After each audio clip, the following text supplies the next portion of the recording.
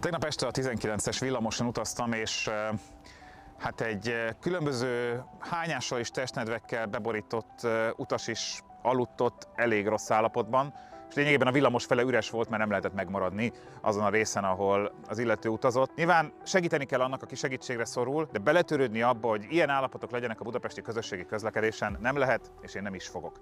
Éppen ezért nem csak a kampányban képviseltem, hogy szükség van BKK rendészetre, hanem az első alakuló közgyűlésen ezt előterjesztettem, és a közgyűlés egyhangulag, nagy többséggel ezt el is fogadta. Ez nem kis dolog a mostani közgyűlési viszonyok mellett. Itt az idő, hogy ránézzünk arra, hogy ez hogy is megy, hogy teljesülnek-e az eldöntött dolgok. Éppen ezért összehívtam a fővárosi közgyűlés szakbizottságának rendkívüli ülését hétfőre, hogy föltegyem a kérdéseket, hogy hogyan áll a BKK rendészet létrehozása, mikorra lesz ebből látható eredmény, és mik a tervei a városvezetésnek, a BKK-nak és a rendészeti igazgatóságnak. Közvetíteni fogjuk a bizottság ülését, és utána be fogok róla számolni. Egy percig sem fogok addig nyugodni, amíg a BKK rendészet a tervek szerint meg nem valósul Budapesten.